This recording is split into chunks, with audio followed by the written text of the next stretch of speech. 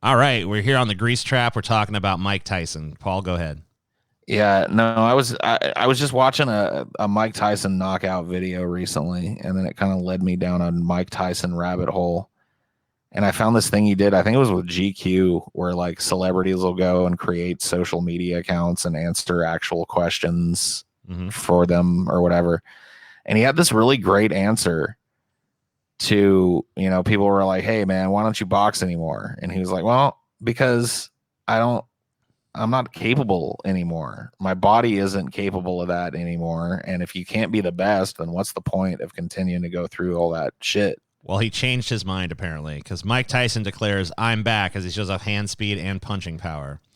The rumors and callouts have been flying since 53-year-old Mike Tyson announced his intention to return to the boxing ring to take part in exhibition fights. Everyone from New Zealand rugby star Sonny Bill Williams to Tyson Fury's father to former Tyson rival Evander Holyfield have put their names in the mix as potential opponents. Tyson said he hopes the fights will raise money to help some homeless and drug-affected motherfuckers like me.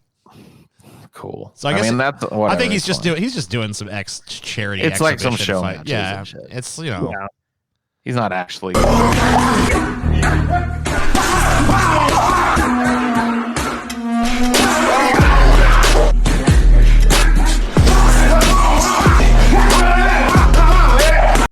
don't look too bad. Well, I mean, look. I mean, he's Mike Tyson. Yeah, I mean, I mean, on a certain level, he spent more hours drilling this type of shit than your average, 25 humans do in their lifetime. Right. He's always going to be, even old man Tyson is not a dude you want to take a punch from. Right. Fuck, dude. Come on. He just doesn't throw a punch. And like you said, I mean, look, he's 53, he's drilling and Mike has gone through a number of periods where he's been way out of shape, but he looks like he's in great shape right now. So he's definitely, I think he's able to do it. Yeah, I mean, I don't see any problem with it. I mean, he's obviously not trying to legitimately be a boxing guy. He's training to do some exhibitions and raise some money for charity. It's fine. I mean, he's probably going to hurt some of these old men they throw in there with him. Yeah. I mean, it is Mike Tyson still. Yeah, but I mean, look, it's either going to raise some money for charity, probably going to put some fucking money in his pocket, so he's going to do it. I mean, come on. I wonder if he's going to snack on Evander Holyfield's ear again. Yeah, it's weird that they're friends these days, even despite the fact, remember that time you bit my fucking ear off, you psycho? Twice. Took a bit of chunk out of his fucking ear 2 times. This is a pretty forgiving motherfucker to be like, all right, we could be friends still, Yeah, and that same interview thing that I saw with Mike recently, somebody asked about that, and he was like, hey, he was headbutting me, and I was pissed off, and I kind of lost it, and I bit him on the ear twice. Yeah. Sorry. You know what I mean? Well, that was the beginning of the end for him. That was really where it's like, yeah, Mike Tyson's lost it. He did the whole prison thing, and that really killed him because, I mean, obviously his conditioning just went down. He was sitting, I mean, some guys get more swollen in prison. He just didn't really improve. Plus, I mean, that was his prime. So, you lose 3 years off of that. He just wasn't training as hard. Yeah. He was way more involved with the, he was way more involved with the fucking money and fame side of things at that point in his career. He was spending way less time in the gym, and he just thought he could ride on his fucking ability, and he didn't. Yeah, not realizing no, those are not mutually exclusive. You have to train really hard still, even though you are great, you're a really great fighter, but you still have to fucking train if you're not. Because I mean, he was winded too. That's when you can tell a lot of those later fights. He was just. Oh yeah. And Mike Tyson in his prime was not getting fucking winded. Well, the thing too is he knocked so many people out so fucking fast that he didn't need that stamina. He did that peekaboo shit. He just popped down. He'd pop up right around the motherfucker and just hit him so fucking hard, and their solar plexus or fucking face or kidney, they're done. He had this left hook that was just out of this fucking world. His left hook would just come out of nowhere. And dude, there's a thing on YouTube. If you look for it, it's every Mike Tyson knockout, and it's like a quick cut. I've watched it a few times. It is crazy. Fucking insane how he dismantled some of these dudes. Professional fighters too. These aren't fucking these aren't slouches. These are guys that knock you fucking out like that, and he's just fucking making them look like children. Mm-hmm. Like literally, like almost everyone he fought in those compilations. Like I went back and watched some of those fights. Like it's like they shouldn't even let this motherfucker be in the ring with these guys, because like you have a guy that's bigger than him, but then it's just like boom, he's just like fucking stumbling around. Like it's just it's incredible. It's like it's so rare you see a fighter that overpowers his opponent that vastly in that fucking level of competition. Yeah, of his let's see his stats here. If it'll ever load. Here we go. So here's some statistical facts about Tyson and his record. 8 fewest punches landed in a title fight win. So he knocked a guy out with 8 punches. Yeah. 20 youngest fighter to win a piece of the heavyweight title at 20 years old in 1986. 22 first round knockouts in his career, the second most among fighters who have won a title. 22 of his 44 knockouts were in the first round. 30 defeated Marvis Frazier in 30 seconds, the fastest non-title fight knockout of his career. Fucking got 30 seconds, dude. 42. Tyson was 42-1 betting favorite to beat James Buster Douglas before he was knocked out in one of the biggest upsets in sports history. 44, that's his number of career knockouts, tied for 11th all-time with Larry Holmes among heavyweight titleists. 91, knocked out Michael Sphinx in 91 seconds, the 6th fastest fight in the heavyweight championship history. So pretty crazy. Yeah, I mean, a lot of that's also tainted by like all the other shit we talked about. But I mean, like when he was in his prime, it was like first round knockout. It's like literally just the guy gets up, goes up to him, and Mike Tyson knocks his ass out. Yeah, he doesn't, like you said, he didn't really need much stamina because most of his fights did not make it past the first round. He was just a fucking monster, dude. Yeah, I mean, like relentless. He would just destroy you in no time. Like basically, like you weren't, if you got in the ring with Tyson, it was just like, how am I gonna? You weren't even thinking about how to win. You were just basically thinking like, how do I even fucking survive? That he was a fucking, like Paul said, he's a fucking beast, dude. It was like he was unleashed in that fucking ring. It wasn't like they were fighting him. It was like, yeah, I mean, like, there's no other way to look at the fight. It's like if you go back and watch the footage of them, it's like the person gets in the ring, like at first they're trying to feel him out, and then they're just fucking running scared, and he's just pummeling them. Oh yeah. Didn't he do an Adult Swim show for a while, or is that still going on? I think maybe not. I don't think it's still going on, but yeah, I think he was on. Well, I can't remember what it was. It was called Mike Tyson Mysteries. That's what it was. Yeah. Let me see if that's still going. I think it is. It's done 4 seasons, 70 episodes, and it is still running. Damn. It really changed his life, dude. Honestly, like a lot of this shit, like Tyson was a fucking train wreck for a while, and then like he started doing shit like this. Like I think it was like The Hangover, dude. He kind of realized like, hey, I can kind of parody myself and make it into like my second career, and he really just wrote it. Yeah, the 4th season just ran last year. It's still running to this day. I know a lot of people like that show, so I just like it's like fuck. I haven't really watched it all, so I don't really know if it's any good, but it's all right. I mean, it's not like you're not going to mistake it for like the greatest thing ever or something. Oh, you see the new Rick and Morty's, TJ? Yeah, absolutely. I watch. What do you think? I thought they were pretty good. Yeah, I especially like the train episode. Oh, dude, the train one was great. Yeah, it was pretty dope. I mean, that was like probably, is it one of those episodes that most people just won't get? You know? Not only is it an episode that most people won't get, it's an episode that I don't even think I get it. I'm still trying to figure out what the fuck happened. So apparently Rick and Morty has progressed to the level of like, I'm not even high IQ enough anymore. I'm just like, okay. Cool. TJ, you never were. I feel like some episodes I get, most of them really, but this one I was kind of like, okay, I don't really get it, but I'm still amused by what's going on. So I mean, don't let it bother you, TJ. That episode and several others in the series are just not made for the lay person. I agree. I'm not up to snuff. The layman can't possibly hope to understand something that's so beyond his scope.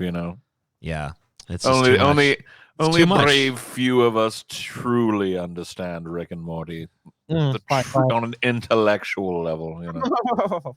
I'd ask you guys to explain it to me, but I don't even think I could understand the explanation. It's I'm just not gonna too waste my far breath beyond on me. dumb like you. Yeah, Dude, Rick exactly. and Morty is like a show that's like if you like that show and you've like I have a bunch of Rick and Morty shirts and shit, but it's like a cult because people come up to you like of any fucking t-shirt I've worn, maybe like the Marilyn Manson face shirt I had years ago, but like beyond that, Rick and Morty season 4. I've got like 100 times, dude. When we went to where was it? We were at a fucking Universal, and I think one of the days, it was either Stevie or you, Scotty, had a fucking Rick and Morty shirt on. That was me. Yeah, I know what you're talking about. And people kept going, Pickle Rick. Like everywhere we went, like dorks, like every 5 minutes, some dork would walk by Scotty and go, Pickle Rick, dude. Pickle, it's Rick. Or like I get like, lubba lubba dub dub. Yeah. Oh god, dude. I just remember just thinking it was so fucking hilarious that like we managed to find every Rick and Morty dork in the park. And they all did the same exact thing to Scotty. I know. They're all just like, Pickle Rick, man. Pickle Rick, bro. And I'm like, yeah, this really is an intellectual show, isn't it? Beyond my understanding. Actually, that the funny thing is the Pickle Rick episode actually is a pretty intelligent episode. I mean, my God, see? It really is. I mean, it is. I mean, like, obviously the Pickle Rick thing that became the meme is not like, it's not really hard to grasp that. That's pretty fucking You know what stupid, episode but- is good of a show, too? What? Is that South Park episode where people can't stop sniffing their own farts. That was in Remember San that Francisco, episode? yeah. Oh yeah. Yeah, I do. Oh, fucking yeah. The Pickle Rick episode. Actually, it's pretty. Oh, hold on. Oh, yeah. Oh god. Oh, yeah. A man loves his own brand. Anyway, the Pickle Rick episode is really kind of deep if you think about it. Pickle Rick. Oh, yes.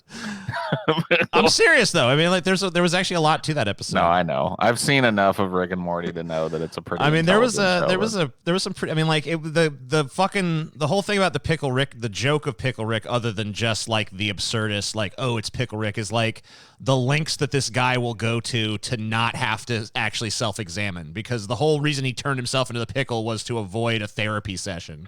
Yeah. Well, I refuse to watch the show until they bring back Mr. Poopy Butthole, the the best character that's ever been in the show. He's been brought back a few times.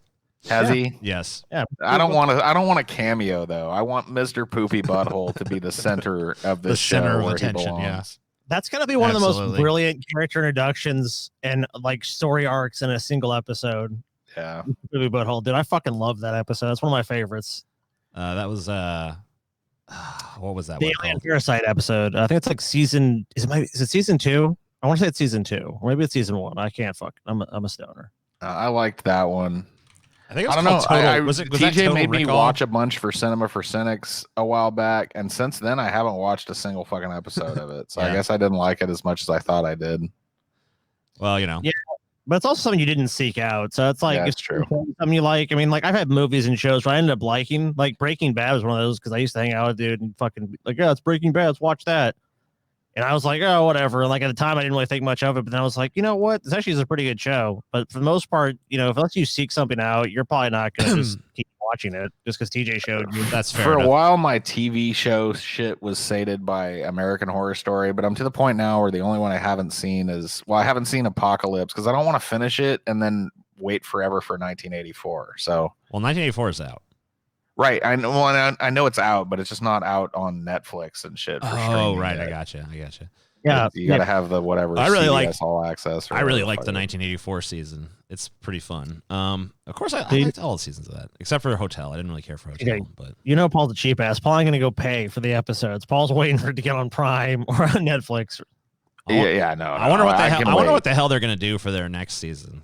I know they're But doing. well, dude, that's the thing is like that show could potentially just go on forever because they can retell the same kind of ghost story with their weird fucking like unpredictable storytelling style in any kind of setting that they want. I know so many people who hate that fucking show, but I love it. Oh my god! It's I weird really because like that show is it's just- hated for the same reason it's loved. If you talk to people who hate it, they're like, "I hate it because it just seems like they're making it up as they go along." But then the people who love it, like me, that's why I love it.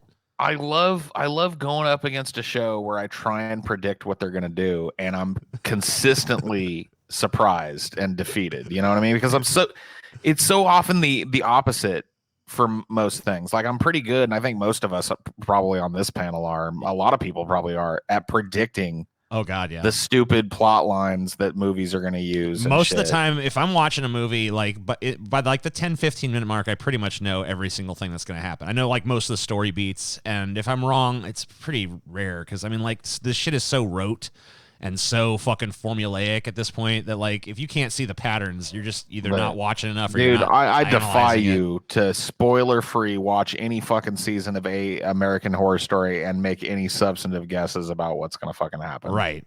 And get any of them right. Like you could watch It's you could watch like the first episode of the season and then like make predictions about where it's going to go, and you're not gonna be gonna like, oh, this character is gonna do this, and this is gonna happen, you know, and they're gonna do this arc, and this is gonna be the main plot. But there's no fucking way that you're actually gonna be right about. You're gonna be wrong about everything. We need to fucking do that. We need to fucking do it. Well, TJ, you've already seen the 1984, but me and Paul can do that. We just need to come up with like, we'll watch the first episode of 1984 and be like, here's all our predictions. Well, I mean, we could do it with Apocalypse too, because I haven't seen Apocalypse either. I'm waiting to watch that because I don't want to be totally out. Oh, you've seen Apocalypse? Yeah, okay. I have. Yeah, but you know what? If either of you even came close to guessing the plot of that based on the first episode, it would be the most insane fucking coincidence ever. I mean, like, dude, I just be fucking impressed. I wouldn't even be like, oh man, what the fuck? You'd be like, dude, how the fuck did you get that? I got to be honest with you. Some of these, I would think you cheated. Honestly. I would call shenanigans, dude. I'd be like, you looked it up. Yeah, because I mean, like, some of them are just so fucking. All of them, like the plot line of every season is so ridiculously convoluted and unpredictable. They will literally change tone and paradigm episode to episode, sometimes twice in an episode. They'll just completely defy your expectation, you know. Yeah, every episode all the way to the end. Yeah, like the Freak Show one, I was like, okay, this is gonna go, this is what's gonna happen. Then it's like, okay, that's not what I expected. I liked that Roanoke one. I loved how meta that got. That was cool. Yeah. That's some meta I don't know. shit. You said you didn't like Hotel, but I liked Hotel quite a bit. I couldn't really get into it. Maybe I'd like it if I gave it more of a chance, but it's like one of those things where I watched like the first episode and it was like, I think I watched some of the second and it was like, hey, I'm just not. Oh, dude, this. you gotta wait. No. I mean, yeah, if you like American Horror Story and you only got 2 episodes into Hotel, you denied yourself a fucking really fun ride. All right. Well, maybe I'll give it another chance. Yeah, you gotta watch them all, TJ. You gotta watch them all. Yeah. I mean, the one that I haven't liked so far. I mean, I still liked it. I still had fun with it, but the one I liked least was Coven. Yeah, I was not into Coven. Coven was I don't know. It was a little sappy and a little dorky and a little teenage girl centric for me, but it still was good. I mean, for what it was still better than a lot of fucking seasons of TV that I've watched. Oh yeah. But all the rest of them have just blown my fucking mind, dude. Dude, I think we gotta do it. The cool thing about that, I think you guys should both. Maybe you guys should just both watch like the first episode of 1984 or something, and then just write out a fucking series of predictions about what'll happen, or Apocalypse. 1984, I think, at least gives you a. Like, if the first episode of Apocalypse is like, it basically is going to tell you virtually nothing about what's going to happen. With 1984, you might be able to guess some of what's going to happen. So, well, it's the same way with Cult too. That's the last one that I finished up was Cult. Oh my god, there was no way you were ever going to fucking guess. No, I mean, like, you have to be a fucking psychic to know fucking shit about that from the first episode. So that's what I like about the show, though.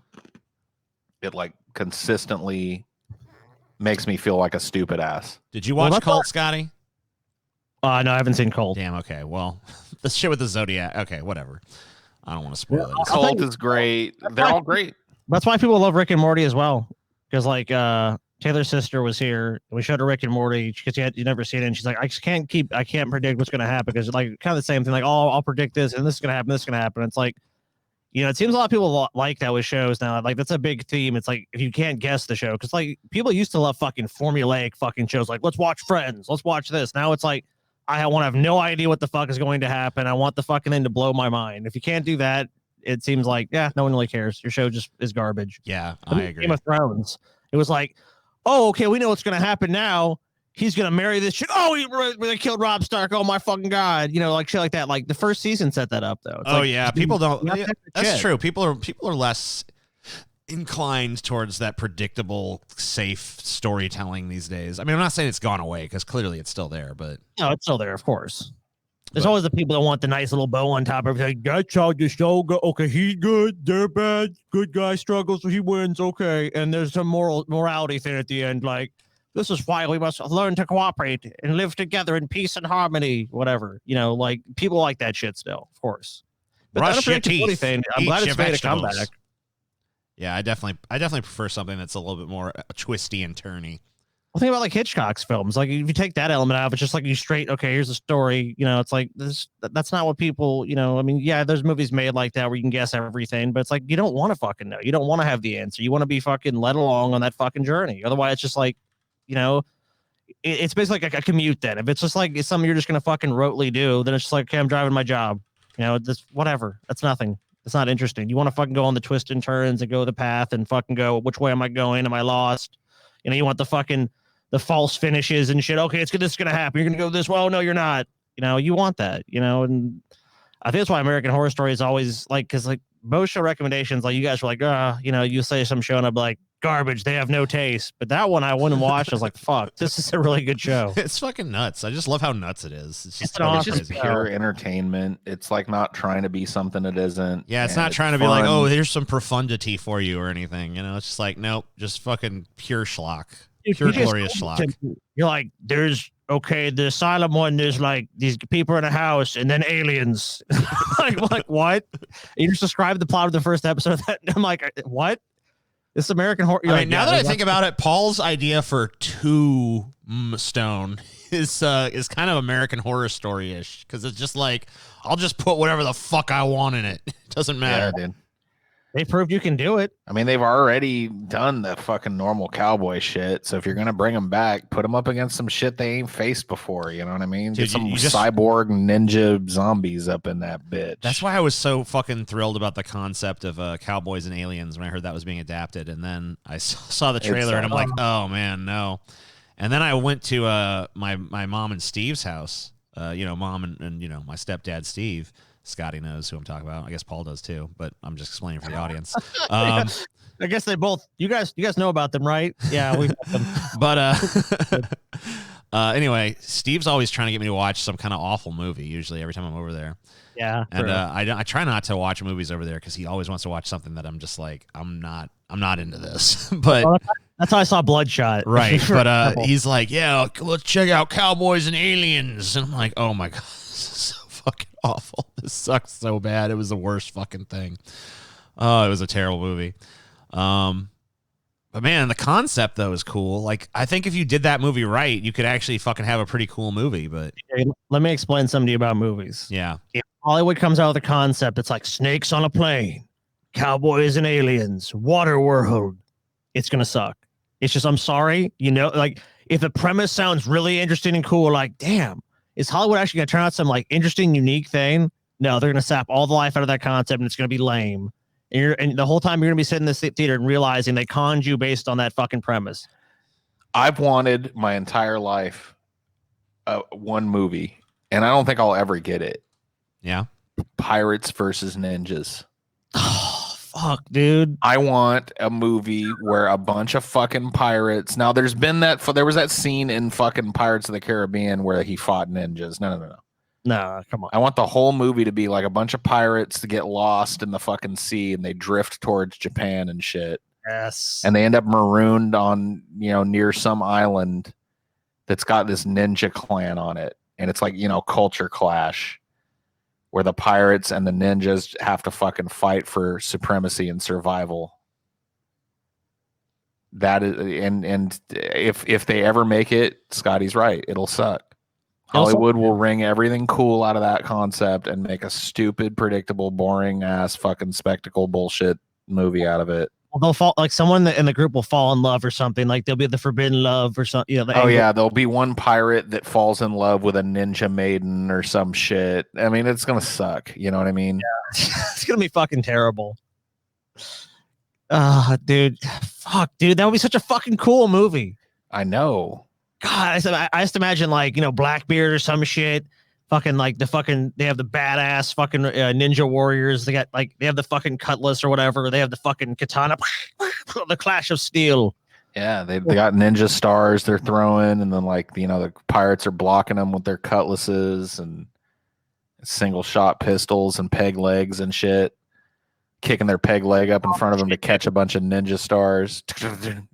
Paul, you know what, Paul? That could be the fucking thing. They send one of the ninjas on the boat to fucking take him out because they don't really know what they're fucking dealing with. So he's on the boat in the night. And they're like fighting, and he's like, he's battling all the people. But then Blackbeard, someone pulls out a gun to shoot him in the head. And it's like, oh shit, these guys have guns. And then maybe one of the little other ninjas was off spying and they're watching the battle. And he's like, oh shit, they have some weapon we can't even contend with.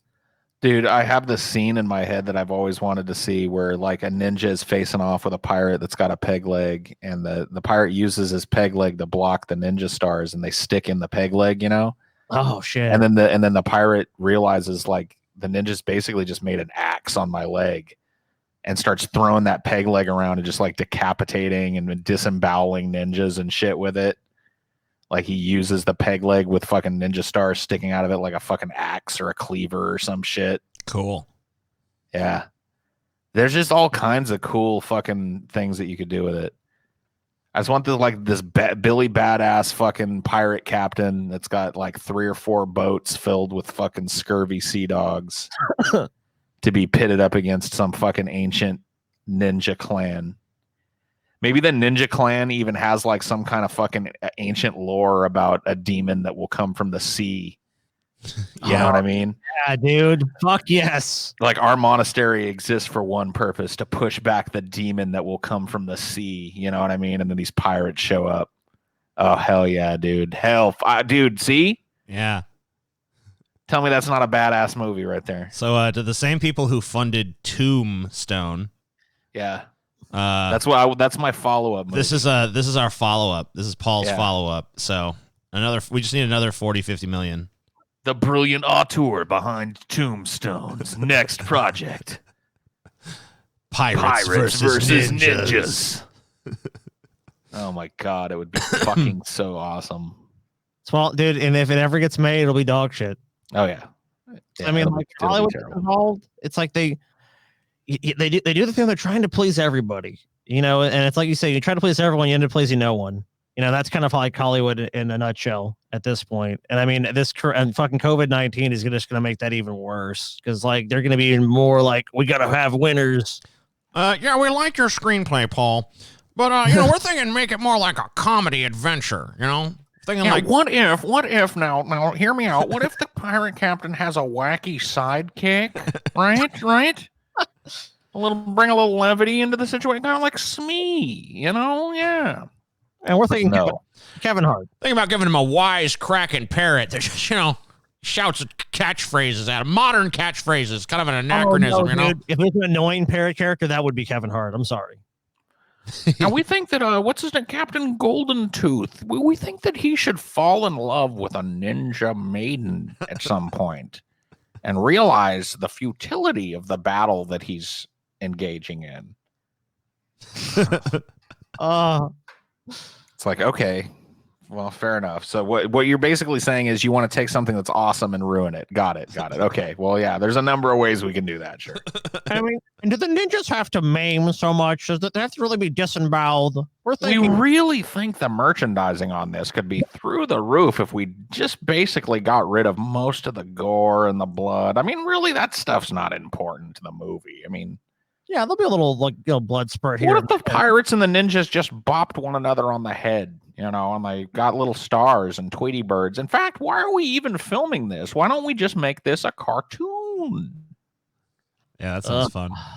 Yeah, I hope you get your wish in some ridiculous fashion like that. I hope that fucking 3 or 4 years from now, you're sitting in a movie theater or whatever you're doing, and you see a trailer for Pirates versus Ninjas, and it's like a children's animated comedy with all the frenetic, bright colors and shit that you hate. Just bop each other on the head. Bop, bop. I'll bop you, ninja. Well, I will bop you, pirate. And they'll be cute animal characters, dude. They won't even be people. Ugh. The Foxy Ninja Clan. Yeah. Versus the fucking, I don't know, the octopus pirate bad guys. Whatever. Yeah, whatever. It doesn't. Yeah. When all of your wishes are granted, many of your dreams will be destroyed. It's like Paul got the monkey's paw or whatever, and he made a wish. And that's what he gets, dude. He gets the fucking Hollywood version. Yeah, that would be the ultimate sting of the monkey's paw, dude. The monkey would fucking, the next time I looked at the monkey's paw, I'd be flipping me the bird after that wish, man. What the fuck, dude? Yeah, that would suck. Man, Like, Pirates versus Ninjas needs to happen. Someone give us 40 million. Unless Paul does it, I'm not seeing it. If I see the name Paul Parkey on the fucking thing, I'm like, all right, that's a seal of quality right there. If I see the name, I'm like, nope, I'm gonna have to pass on that. I'm just brimming over with these fucking amazing ideas for movies, dude. Wouldn't that be a cool super? I always thought it'd be somebody really does need to just discover me and give me $1 billion to just be the idea factory for Hollywood to save it. Yeah, you know what?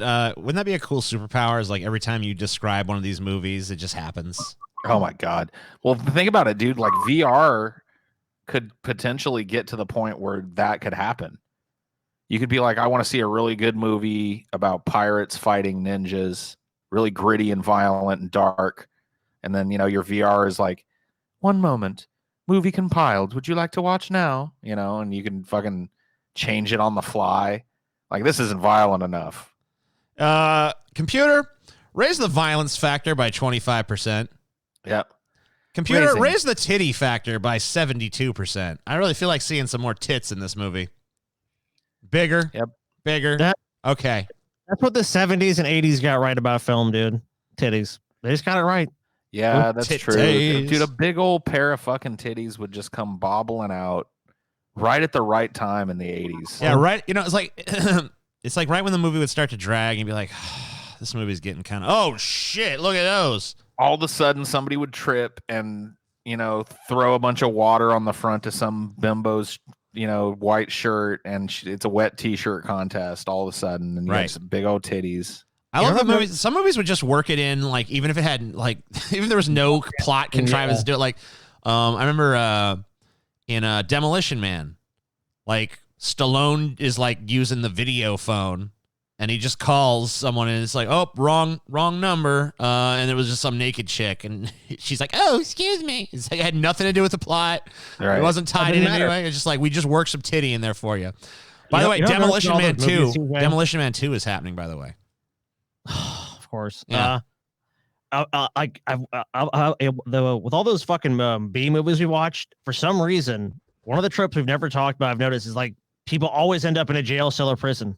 Right. Like every fucking one, it has to happen. Well, yeah, for sure, because it's just so simple, and it's just it is really a trope in those movies. Though you're right.